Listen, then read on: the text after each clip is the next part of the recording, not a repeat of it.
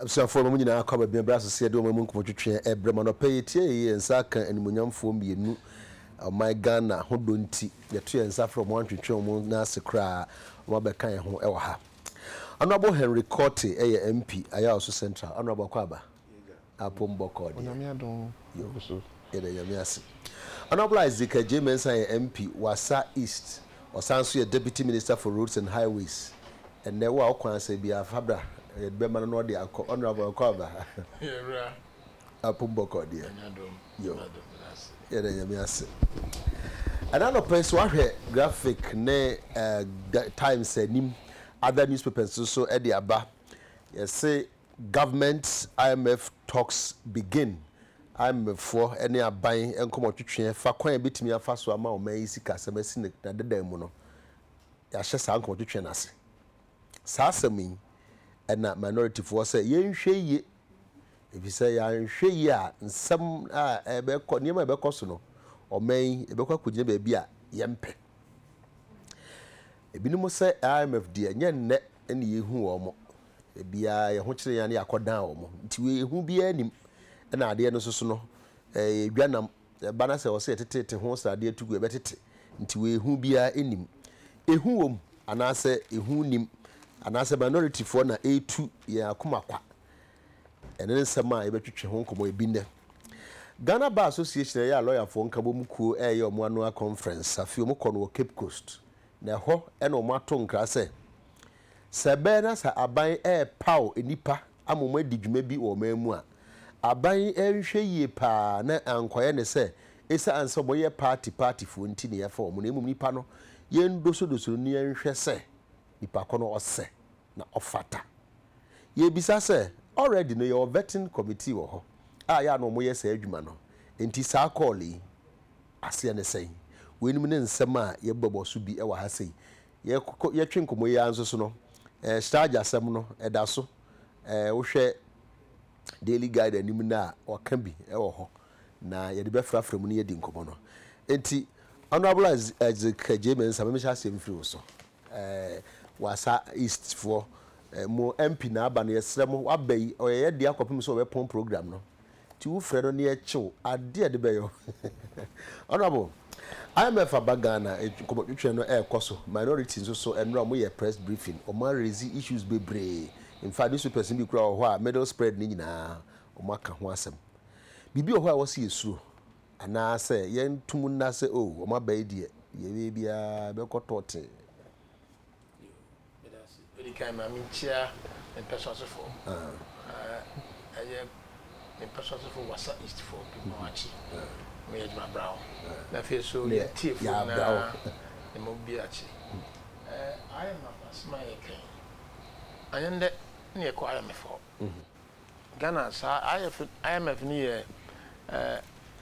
ewiase amahia no omo sika krabia na say sika hihye huko a Ghana so ye ka ho na se oman bi ekwa na ho kire bi ana say mwa bi no muhia mo di ndie bi abre won na Ghana yen de ne ko amefo ya ko bi da ye mampan ni a sisi otiase ye mampan Jerry John Rollins in time sabaka ya ye ko amef in the 80s ye ko amef na program is a pamscat ndi di na be bai sa me fi etumi bo Ghana me ye kompempen so bi abedu ndi na be bia ne won na nya kra ne nanu sa ya me fo ko mo bi wani na question bi say I will say ehu bi o ma na so bi anim na ana edisu no eso no bi no mo waka so no say betimi am ye nkrofo adi afrom adwumam I will say betimi am ane ma bo aye den if you say bi ti say subsidies near the IMF nya de omo be so almost say anhwe ye be ma businesses kra no kwan e fa so ye business no ekoso sa so e kire say I will say a pass cost no ekoma consumers no nti wenu ye ne ma bi mu a be yehu nti na almost say ye bokoko say ye nhwe ye no e so bi ani in the sense mo say aban no aye hwehwe e wonyan ahoche kakra ba mu nti ye course nti no nimdifo bi ade nsusue and suggestions na yema be breed to for na Ghana no ye wo internal policies different homegrown policies are aban no ahye homegrown say ye yankase aye ya dia and the person bibia ye no na so enam se Ghana nkotin no yen tiete ye won kita hudi e wa ma no ne ne ade no o se ma credibility bem nti IMF ba no sa homegrown policies yi omo ba beboa ma yatete ho ma credibility na den aba se ni se ubi here investors mo on sika be man nti so ye policies bi ye homegrown policies dia na ye se ku bi ti se IMF a obi age watum se so omo ba umemu na so omo hwehwehwe sika semu na wamambu pese mu a na se omo gitum a eboa ma nkrofo nya gidi e wamambu ni ana bo entimi mba se ye betimi aye de ye betimi aye amana dimu ebra ye hu hia IMF bia ana mekan ye hia IMF ana se ye hia obi mana baboa yin nanso enam sa yen ko ten ye tete se say man mu ewe obi wa friend dollar anya Ghana ska dollar ye sika wo ho a amano ni hina de adwuma nti so obi fra bruchire ba be invest wo ha oba be bibia o man mu a oso hwehwe ye nsem Ghana amambu ni Ghana sika se metisen na ye betra se ye de ne ye na so hia obi o so ampa ya kohwem Ghana sika se amna tutua no edi mu pa nti ya invite on so momra na the one say beauty say consensus reason say e be yiwa kesedi na nasefo ne ade and can discussions as far as we know no invitation ya ma invite no momra no mo hwehwe no mo mbo homegrown policies no e be kwakosi say nti no economy no challenges na ba na ya economy na apoto na anyende so na ya kwa IMF ya ta akọ abambi obabia bia kwa IMF da nti sambre ye was in time crisis mu a ye de nyoma tututu ye eguso ye ko yanim no ye homegrown policies no sa am for so ba no mbehwem na ye mpensempensem no mcheso we de di mu ama no nhia gitum a ye ko yanim ama se investor bi e ba when ya reshem omuguso e mo e ba when you reshem se Ghana impo akaskase mpo aba and as a problems that crab challenges that crab abompa economy is very much stronger the policies no that to akwa mu no a omo hwese amembo bekoso no policies pa santi na ni omo ekomo na nya de hu se Ghana apansemti IMF ba mom di hu na de aba nti obi anya botre ba ono mo tia man for mo say man bia aduru bia say impokura Ghana aduru bia say na e kind of focus me say winning ourselves from Bretton Woods institutions say ye tie hu afiri mo akwai ti say akwada a wote papa nchan na wanya adwuma ye disisi de watu ti say wo san aba na ti say bibi na asan na wo san akọ achi biem but I don't so the enkwasi wo kwan so awuni dey say wo nyini kwa no kwasem obia woni de so ye hinim se Ghana economy no atre 10 years and 20 years back an yeni Ghana tre mpuntu na de bebre ekoso nanso wo ko wanim no na se wo twa kompo ko hwese e den ekoso na ye hinim se na se ye nya ho kire kakra our economy a very medium term and I say interim challenges na ba interim na sa check akra wana mewa interim ye sha say kan say as a interim as a twemu afi ko say ka say interim na ye nkyere say e bia 5 years 3 years whatever and say 10 years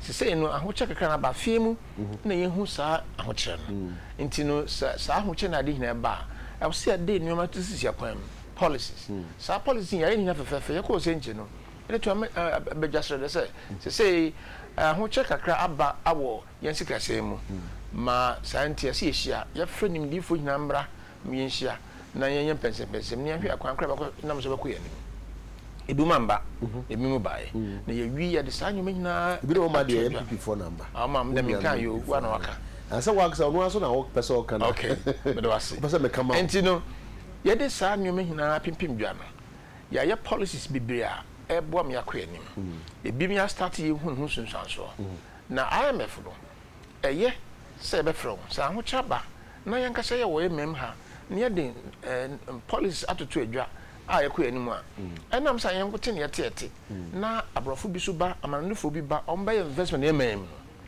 ama credibility be your policy homegrown policy eye say no be nim business just for credibility nti. Of course. Na omo mfasi camera yen. Na be say omo me kire say muntwa we mu munyi we mfiri ho we na mo ye no ye mprema mo na na chi for asam pakodo. Omo ba na ye pensem na bibia so oba discuss no. A program no ho. Ya France mo mbra mo hwe ba ko munim. So omo ba na ye sam pensem no Ghana. Mo policy na ndere ye. Afi ye wo mo bi otum da bo wo. A emfa ho chemba mo madi mbujo ba. What about say for Asampakodo? Abi. Inti hu bi anim. Ehu nim ade go. I didn't know that wonder. Now, but I am wow. But so we are not so akasa say yenhwe. In fact, what can we say? But minority caucus raises objection. So what can call anymore? Obi so say mama yanko, obi so say muhwe yi. Say obi ebo kokko. Ana so obi won suggest me the mama. Anya de boni. Nti minority for na ye. Nti mu no mo ya adwen say kokobo no ye it's in place. Dabi, do I say? Ye ni omu e ko transfer me for be transfer. Na ya ye mpensem no mo do ma advice na de dia ba. Me yakọ anim na so because ayo hwe o ango fe anim wo hwe ba ku mi na se miensa so betatum nti ye kọ no we aso achi say be ni padi ye be ese ne ade a anim se na table so no omo kan mo nka na ebo so se ni se obi odi anim a ye ni won kedi san pensem ye Dr. Akwasi Botwe yeah onimu omo pa wa bia tem eni sa breso pianist abreso ono omo a no mo hwe ya masan nhye na adi na ba ya adi mpuntu adamagana in the south penny di achira ye betwe ti ye da ye nda aden so wonda so azani pa de woda na pesa woda woda na ombre so anu so na oyemu ebo pripri wakuma mama kuma to how the woman say ehu bi anim aban na se sansem before kan ya de manori kan ni ade hina no ye be hwede ya any table okay any table was say mama nchechem ye de me cheon say wo ko ba bi no bi che say awe amakwa ba community wo kwa hwe yinti wo we ekodisa ngita ho hwe ni ya onka so boni le kwan so ano no ade sem no anya so boni okay ya jato ya ku anim mebo ajiwa ho meka kra 144 no betumi di adwen chaba honorable Henry Kote ade ntina mo ye press conference em right dey nsebra na mo pese mo ka obi feel say ye ade no stocks na sha ase de mo pese mo beka bia mo kan dada ade ntina mo twisu nura na ase mo be san ye press bibi ana se mo pese amanfo te mo nka say yes I am a faba mo so mo ho yo de kan echia wetiefo nyina eji so afi so echia ya waso central fo nyina won tie me opening last 2 weeks me to nyumyu ewo kokroko na mesa to nyum no bio ba to nyum no ai enyum no se yeka wentie nu debi na obehu kayue nonu obana ko ingbe owi bisi owi dia wadia uye free na owi mekodia owi ni besoso wa pana so wow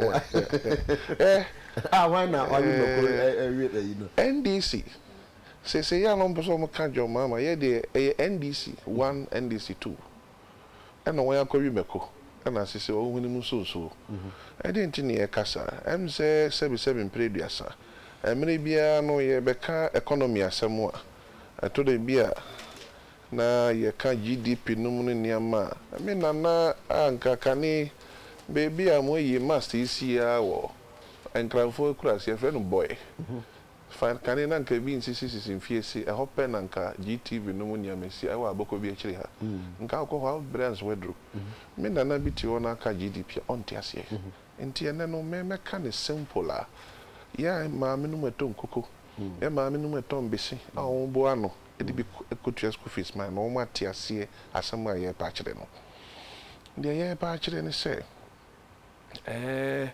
amamu boni kata se yo any proye any nhihye a enye papa enu na edi abedru mebi ayedri esan se 77 preduasa MPP for ye ni ho se sanka obi so osi dan na empo why in glass house amanu adem no ama air condition house mempe obi apa de papa ne mom Ghana for ato aba mai Ghana for ye mu bi si enko gira ho ne enkasa mom enti se bibi koso na se ye hwe se ebe ha Ghana for esi eka ye di kan ba ko na encrophobic as ye enti obia Dr. Baumia di kan ye on so enti nempo tama won be ko senche no na won nim se niama won achọchọ nyina won di kan di bia di kan ko enti na o fre nipa no we di kan ka chiro se empo anamu a wotui ni nsunsan so se ni na o so nti obia na fe o fre ni senche abede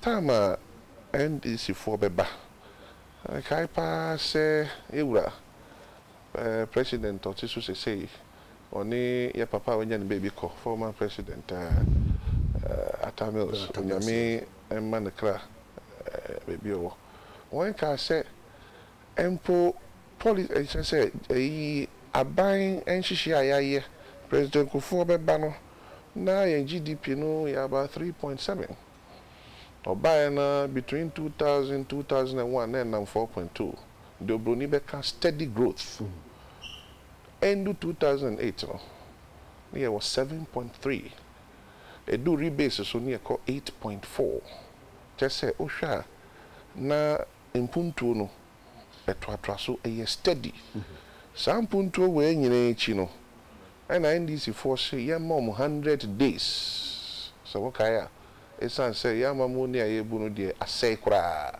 into one be hihye no yeah starting from 2009 yes so in NDC enye jomama NDC from 2009 January 13th be seen how many years my mass nya papa how many years 100 days na twem 100 days in respect of so say be cleaning Accra be cleaning fields but 100 days somebody best say economy almost better to nya me na bibia ye ma yen na bibia be ye a na chere say ye nya dum so bibia be ye a na chere say sa time MPP amanso President Kufuor amanso na ofri dollar ba Ghana for so to catch us say hi man because $1 no or the bag Ghana 1 to 1 so be kai me kai except that amount for say no artificial ya na ye chin man artificial say enya artificial na nemre ya wan kasa wan man bu boni ama $1 akosoro na dollar akosoro wie so we hu businessmen mobo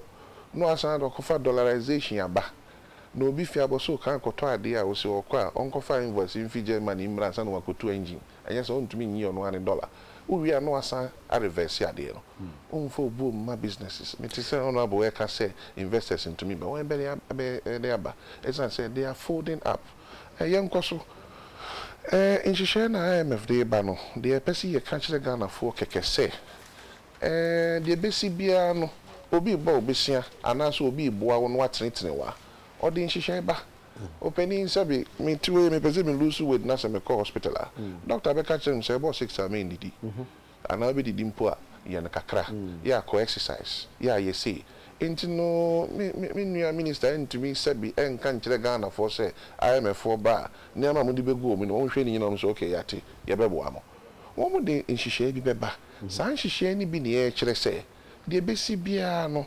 nkrofo adwuma bebo mo essence be an expenditure no was so cut on expenditure now cut on expenditure be affected jobs be affected production I don't know we better say yes there is a job loss but there is a gain somewhere which is that say nipa no say hia say wo say wo and we say mine economies be bre ya retrenchment ya redeployment and can ye economic arrangement ho say ye hwe na bia aban pay doors no do na say nipa no so ye hia wo mo a ye yo mo si baabi nya sa na ye no openi anything na me di kan se kan katashe yo any project no se na nsa me hu TV so wo Brazil commission so eja o ka corruption as na se otie ade no de ekwa sa nya me ni bia na di abedu bebi edui niama ehihye ase aye kululu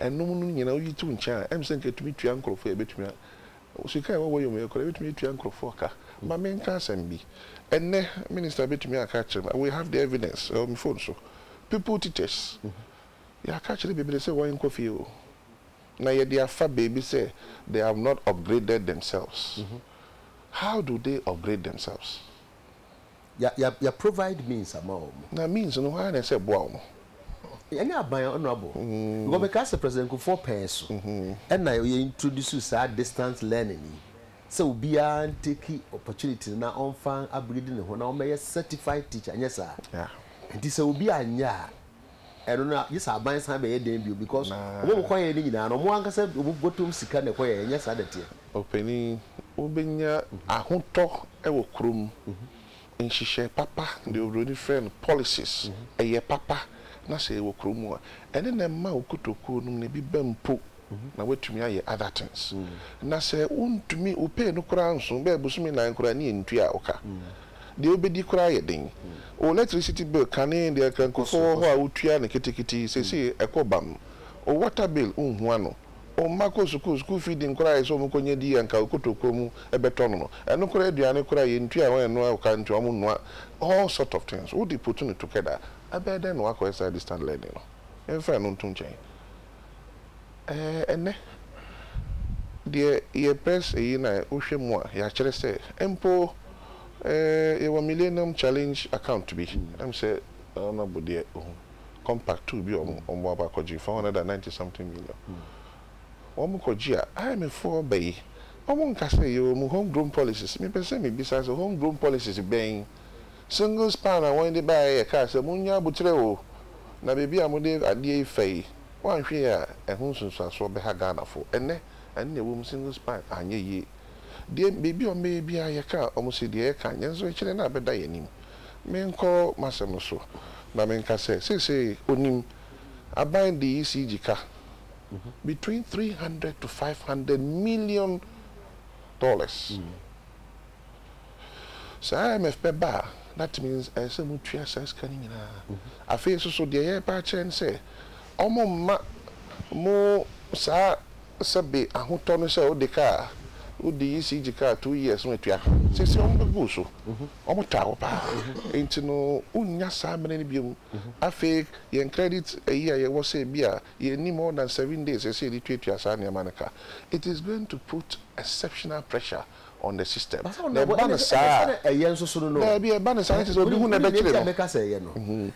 for example, we say statutory payments are example. Sabayan Tia, ye trenching a case, and our ban went here. And this year, Benny will be a man, the Abaya as well, Kutia. Send Papa Mua. On Tia because in she share one and not the Abano. Oh, yeah. And so the Kutia and Krofoka. Now, the main part have we talked about the hardship, untold hardship, a Beban Krofoso? Sebi, set is we, Sebi Prediasa, and your Unkwana, Unia Casa, Obie Bibi, and Sana itier for anyone I want to know, and Yaji. And Seban say, and she share Waha Amania Maya Ding, and Timpo cameraman Kauchano. Ongo jiranchen ebe de na wonkwa betwa camera no ai bibia ma etiefo anya hwade no no ko fie no se be wo ye o ma o busiafo into yi ni per 1000 dia that means 10,000 people will be affected omo the rate of crime will go high investors in India they will begin to fold up it say dollar no baby a echo no kwa na echo we no ne e kire se enka empo no ebiom ye statement ye kire say before mpo asa ombenya sai no eso mo de ba parliament ni ehwemu yie ni ponso ni ehwe say ampa ni ama mo koye emfa ahokire emma Ghana for question ba kwa wo metimi say sa workforce na ya ban ne tuo mo ka no ye hia mo nyina every single one of them ye bisa ye ho sa question no Miss bisa question be said and so time I gi omo no na sabi what were okay because I don't ask about but I'm forgetting to arrange but now take 15 months now have not been paid. So if one day they are sacking us, when are they going to pay us? Okay, me nim adwuma property and we say abase we need street lights from Pokuasi to Nsawam highways. Driving at night is very, very dark and dangerous. David Median and Otike. What at all is in this homegrown policy? Okay, Honorable Jamin Sabiyano said, "Dear the ship, as in our TK, good morning. Please, I want my BC results." Hey, oh Jeffrey Menchana, and as a command BC. Okay, Angel Blanks from Nyanyano. Angel, yes, say, Oko Wayek website. Oko scratch card now the choir ubinya say ni hodia any be another resource no air pende for some but the demand of the government school teachers are too much. Please tell the government to help us. Abena Kanda finally. TK, thank you so very much for today. I feel the program is special, the national agenda. Honorable Udu Yakasa bisa questions people or say I'm for banya dia ho beto ye because pressure mo be beto so no. Initially, me can't say no can say there be 5% because some bomb bet say. But ye nyina no ye wo sa zemune se omo ba ne maybe wo ha enya boko sa o and all kind of issues being so ba. So the question is say omo ba omo bay e be say bibia na say be say bibia de na be say salapote so that say me treche betumi aka say 2 years ago I am a for buy no you know mo twetwe nkomo no ye hunu ABC ya yesa projection no ya me show that's it zamini kasa bibre na the okan ya manage no say ye base economy no na NDC by economy no a grow okan wa from baby akufo your man pen akufo ye or the pim time my NDC by economy na tre akona nim na bibia so ekona nim no na say wo ho ban so wo ho Ghana ye nte say 10 years back mpuntu aba na challenges ba esa resolve economic challenges na aba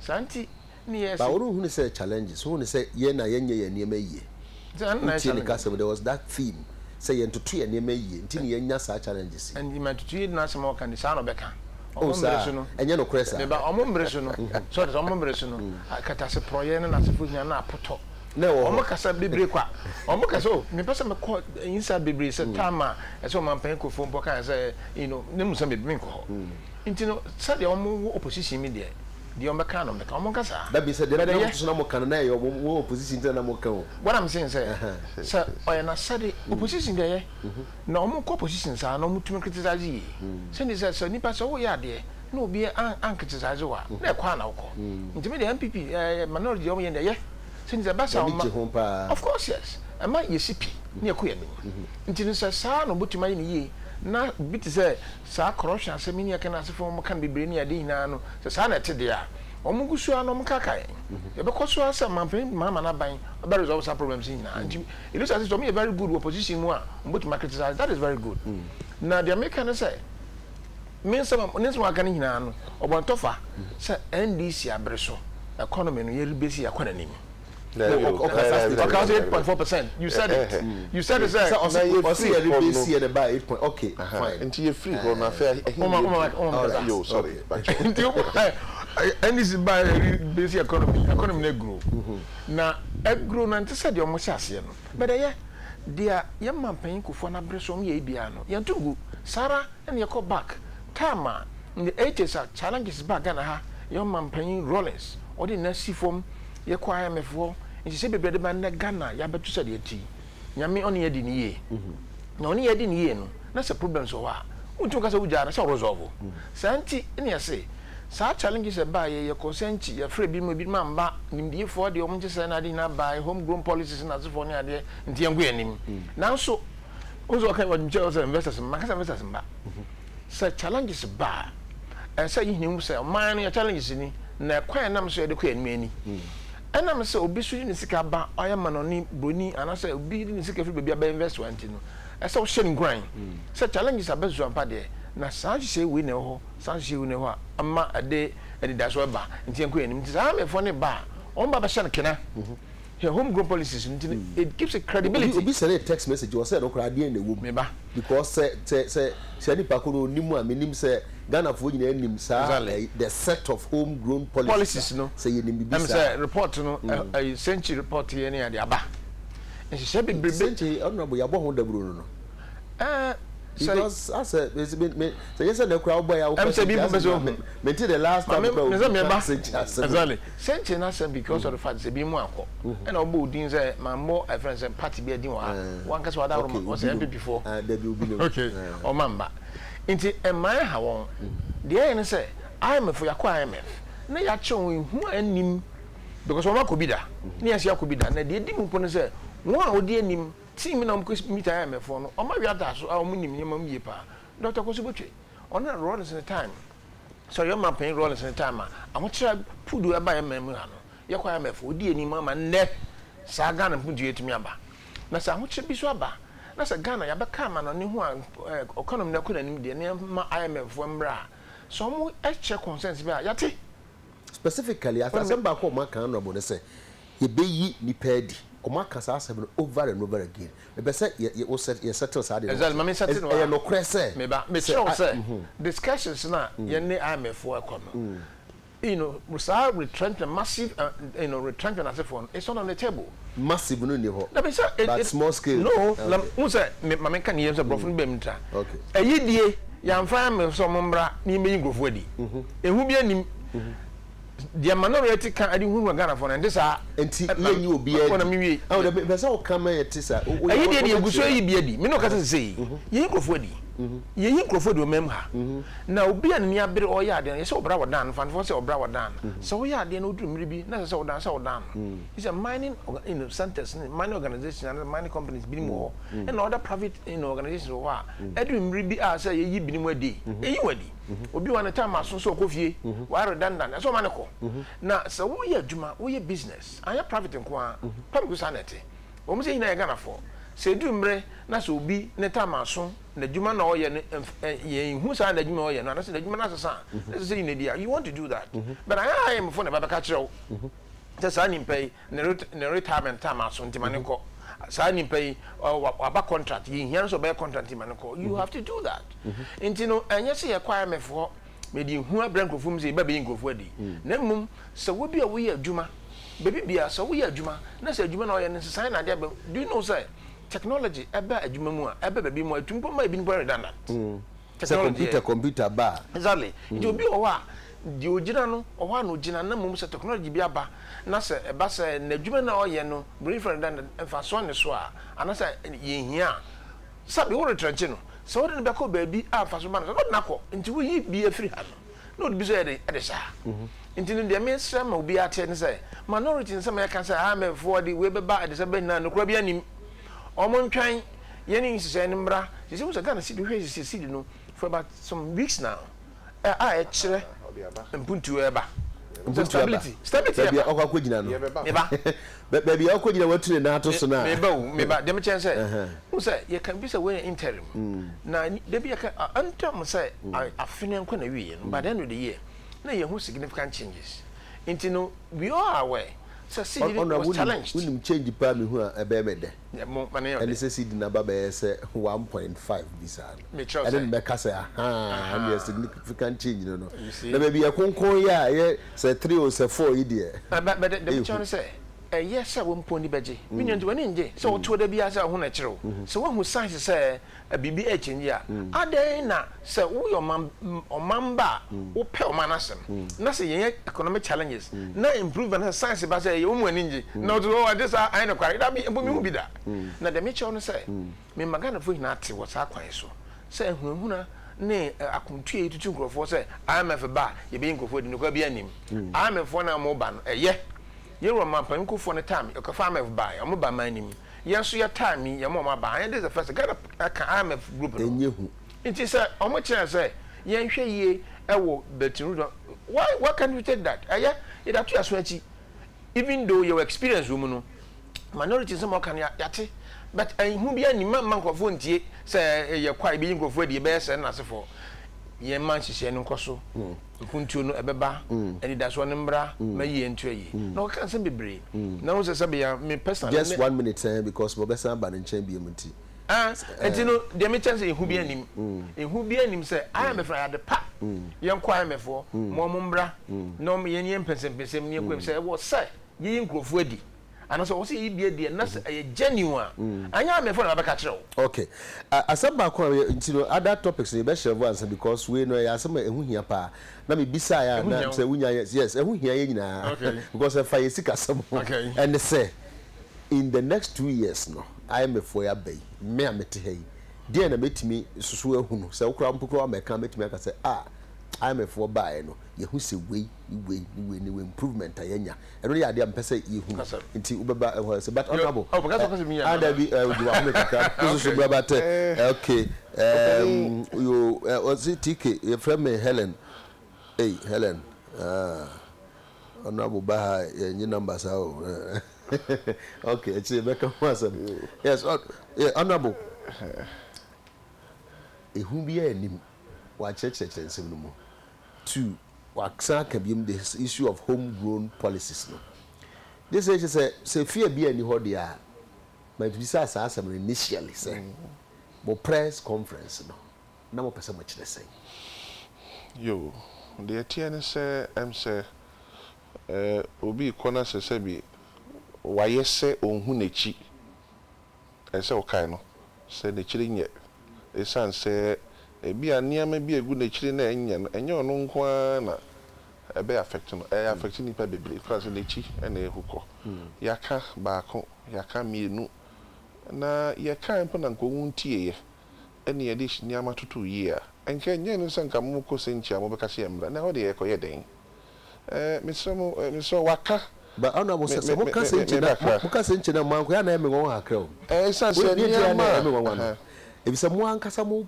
crofo no bi mo party for bi mu kan those time before senchi calling for national forum on the economy before then mention names openi sa enweche ni aka enye ni yekoto yenti obi a kire ye no ba mi aka sha no me pese me bon crofodin minister kitwa a se bi afen na oba oto ni nyina to go se ba mi anim hwe na ye me dese wabo professor Kosibo Twedin okoman speech no so be kaya Kosibo Twedin tu mu se de ba mi aka no ampa ene kwa so no na ye nka bibi ohwe NDC WDC CDI no nyina ni PNDC kambo mbe 30 something years now they compare Buzia ni UDA ni MPP 10.5 years maybe akra Rollins time no I'm the swaka Rollins mere no mko IMF na Kosibo Twe ya san di ekobiom e dia na ya won ye ansa no man di edru say esa so one na it so over 90 years Cynthia ya na enene mere ni ntimi nkasa bebre o kan pams card ni niama enen so on kan ni niama nyina wo he won meto yo ni nyina wo he ye ni mere nti enko nti eno de o mfa ntu nchen ni enka sisi na homegrown policy na me di kan se me nana bi wo ye free baby insomnia onti homegrown policy ase me pese on abo kire yen the meaning of homegrown policies se ne ma yankasa yaye adwena yankasa ya fa se ye di dane o man ebi ni de to say the konya confirm ni ho no ene homegrown policy enu bia ebi to say the youth for filling potholes potholes ni fill back on na yira no ebi ni de yesi e prapra mpo anu zoelo ze dien say uniform kura hu okorum biom I can name them on and on and on no but na homegrown and I'm busy me says obi etie yen on kire ye homegrown policies na bande bana IMF ba be hihye no and I'm busy me tia say bibi aye way cost of production is so high me busy me bodini some of the companies are wrapping up ebi mu started ko neighboring countries 2014 so time to IMF ni di kan epusu o mu se mo niama mu ye niama say na nka mu ye beboa enu mu no wo finance minister ba be kan budget fe kire homegrown policies egusu wo no budget wanka homegrown anche mo ana me chese homegrown New York minister ha me pese gara futi wonka then me na me pese chairman wonka is here homegrown policy na homegrown pa so betimi akali na so within 2 minutes so okay ubisa question me pese be ya no ubisa no say the budget in the buy homegrown policies bia ni mu ana ibre wom on chire ya say akoko satra kroma ono boss embu be we bi mu okay Ethiopia mami chira in context de me chira say hwe ne ho a me ka aben ne fe o da bi say men satra kroma ya kroma free so upa homegrown policy I'm not the economic minister and I'm not too competent you know me minim die o da bi say ye ka say ye wo ti ase minim die no was programs no in rich Ministry of Roads and Highways but minim say aban no ayan hye one in the education sector your policies the agric sector your policies the economic sector nyeme bebre for instance the piano o mampanyine kana sam na say yes project okolanche yema mrantia from up to the age of 35 years. Youth. For proposal, yes, would proposal ba. Abano betimi aboa wo.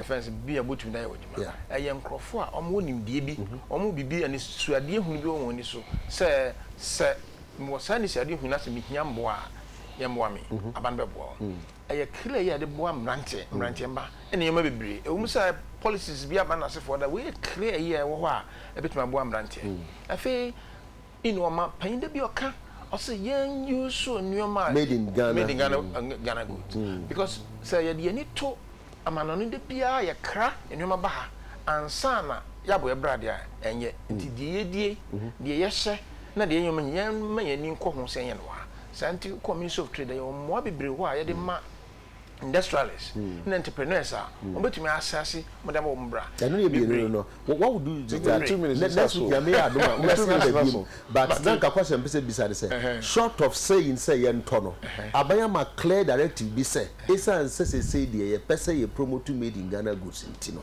e fi na ekro say aban kwa akoto buka onto mfrabro chire bi obeto afri Ghana nko a okoto akonwa ya obibisa wo ho ane ana se da bi adan bibisa because for instance say wo ministry BM ana se bibia say ade bia wo pese wo to eye fanny friends buku say the kind bibia no say ye no Ghana ha ko na ko eden sa na ye no me ba dey ni say mo say wo ko market say a you no be yakrefi China because local person nankasa mpono o produce eni wa no no say ye ba directive no say ye wo clear directive bi wo ho a e chichi nipa ne say men koto ye no wa ha ye nti beto no wa ha so that say wo koto pa ye betimi kura sanction wo say one to Ghana de ye obi bisa wo na me chow say imagine say wo koto ade say to sa ade we na say one ade na wo koto no sabe ne quality na ade na ha adwen a wo be ko akoto de one reasonably priced in a very good. No, Mami, you are not. You are not.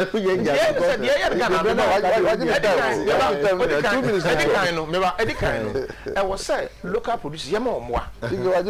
Omo tuma ya nyoma ye. Say dwa furniture na dia. Quality dimu. Something na mwa ho say Ministry of Industries. No, what they go trade industries. Omo say na mwa wo ho a ye de ma industrialists.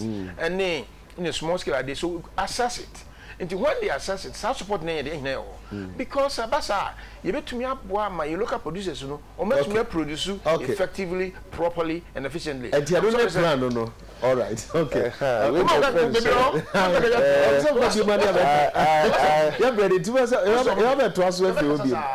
was waiting for this when your friends saw the abewo and chafi the abewo so Fabo was the password the aba.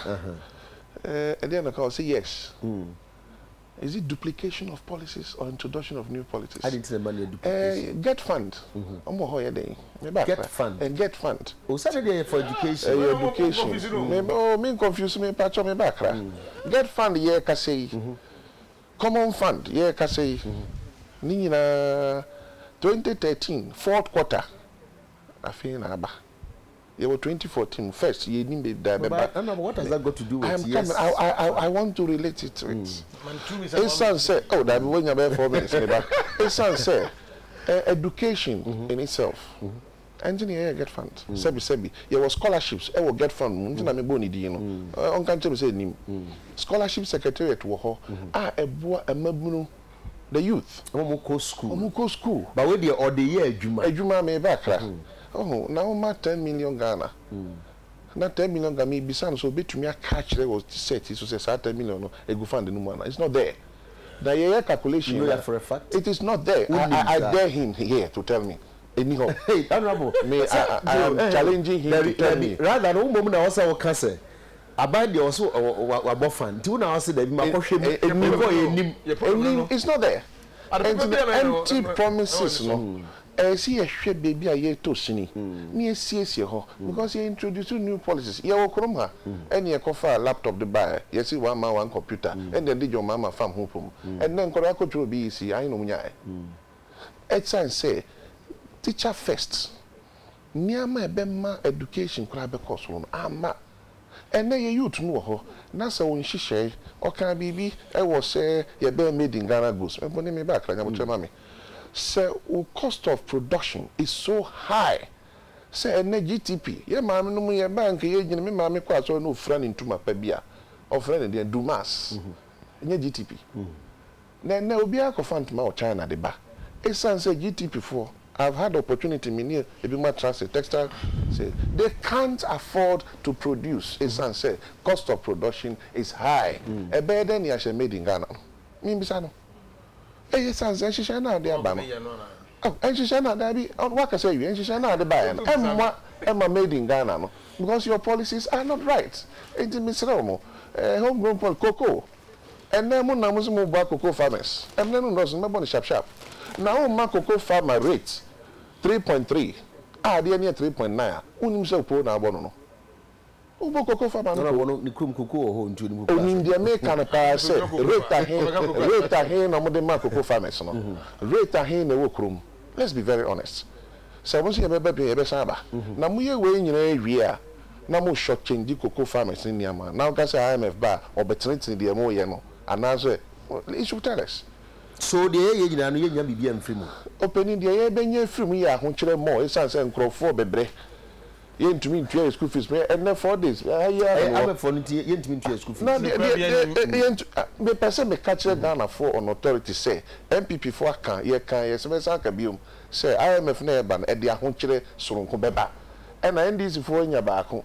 I buy be a baby nya 8 years. Well, John Mama any NDC come 26 omo nya 8 years. Omo nko na MPP for so mra ni entry mine no. Sa komo we honorable there be 2 minutes. Go back can say. I'm a for and also we nyina ka say no ko tom. Enti se bo sa da bi mu a NDC for we dey duru ye na ho na mbeka wa say but ansa na be so no honorable wo ha dia. Pacho adenta kwenda ben ye be road markets also. But that's it. Because ka weekend in Kamekoye. The only way they are ni cash. Kumasi kwankro we the only way they are yan kan e Kumasi kwankro 4 years. Na sa ewura na e wo so no. Na man e wo so wodo. Minim so wa fa so na se mesrew. Se wo fa so a homegrown policy o me. But that's it. Me no ka say hina de yi. As a contractor no hwe okọ no esa na me hina. Se mmiri wo mu a se ye ka kwan ma asema.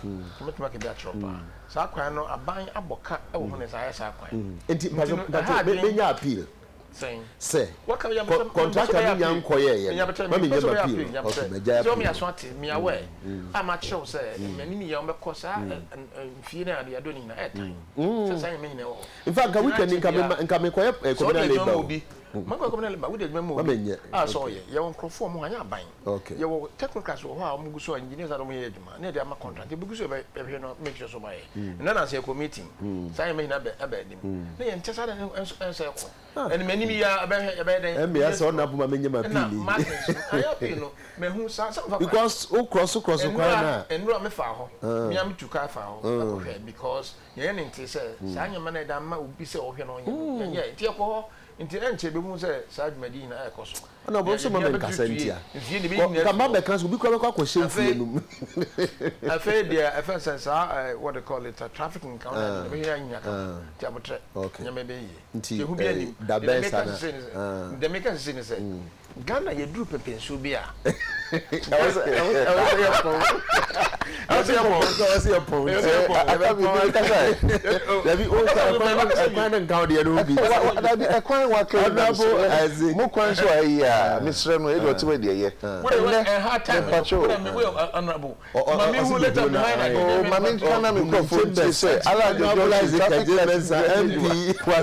Deputy Minister Roads and Highways.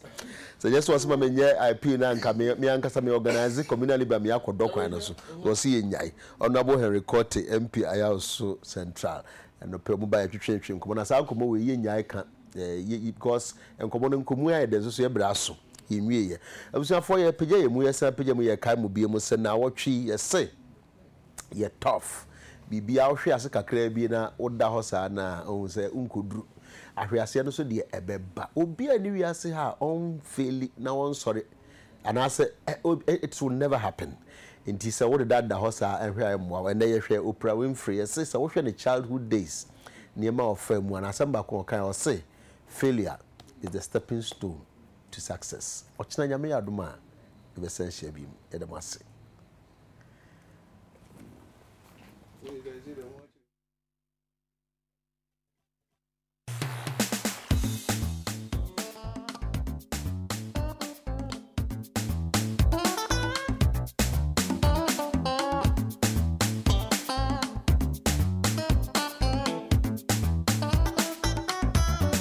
Hey.